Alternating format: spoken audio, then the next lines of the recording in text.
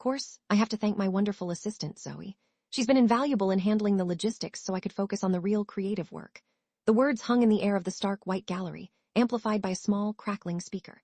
Rhys stood in a pool of warm light, his smile a mask of magnanimous charm. The single spotlight caught the dust motes dancing around his head like a halo of lies. I stood in the shadow-drenched crowd, a glass of cheap Prosecco in my hand, and held his gaze. Thank you for the acknowledgement, Rhys. My voice was quiet, my smile a perfect, unreadable mirror of his own. I met Rhys at a weekend design workshop 5 years ago. He was the celebrated keynote speaker, a minor god of minimalist aesthetics, all sharp angles and confident pronouncements. I was just starting out, burning with more ideas than I had outlets. He told me my portfolio showed raw, untamed talent and offered me a position as his junior collaborator, his protege. Remember our first project, the Viridian Tower lobby concept. We worked for 3 days straight, fueled by cold pizza and overpriced espresso from a place called The Grind. The city lights blurred outside the studio window, and for a moment, I felt like we were inventing the future together. The first flicker of doubt came a month later, in a pitch meeting with a small tech firm. I'd single-handedly solved a user interface problem that had stumped us for a week. Rhys presented my solution, pausing to say, and that's when it hit me. He didn't say us, he said me. I told myself it was for the good of the team, that a leader takes the credit and the blame. I was wrong. The next 2 years were a blur of creation. I was the engine, Rhys was the chassis. I built the wireframes for the award-winning Solstice app. I drafted the initial schematics for the lauded Parkside residential project. My name was never on the final submissions, but my digital fingerprints were everywhere.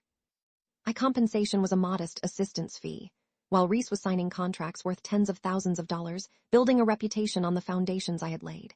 He'd review my work, make a single theatrical change, adjusting the kerning on a font or shifting a color hex code by a single digit, and declare it finished.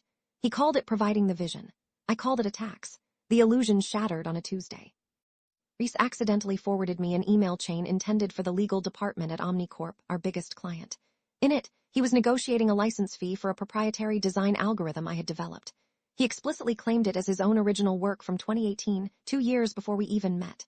The lie was so clean, so absolute. It wasn't a misunderstanding. It was fraud. I didn't confront him. Instead, I opened a new folder on my secure cloud drive, labeled simply, Receipts. For 6 weeks, I became an archaeologist of my own work. I used Google Drive's version history to document the exact creation date and time of every major design file.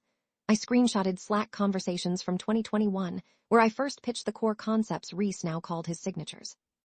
I compiled a spreadsheet comparing my invoices against his project announcements, a stark illustration of the $87,000 gap between my labor and his profit.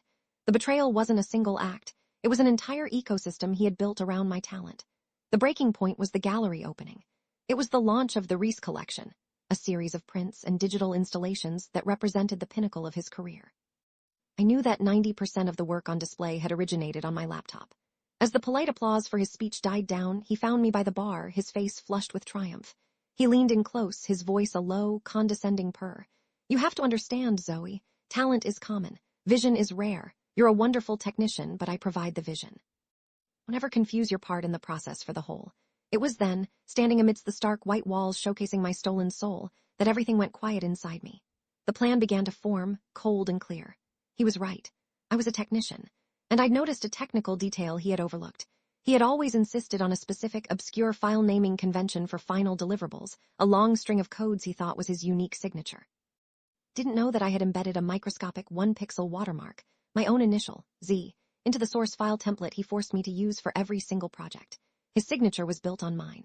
The next morning, I called Ms. Wallace, a notoriously sharp intellectual property lawyer whose name I'd got from a friend. Our first meeting was in her sterile, gray office. The retainer was $15,000, nearly all my savings. For the next 3 months, we worked in secret. Notarized every piece of digital evidence. We documented 412 separate design files, 87 email chains, and 34 chat logs. The close call came one afternoon when Rhys stopped by my desk while I had an email from Ms. Wallace open.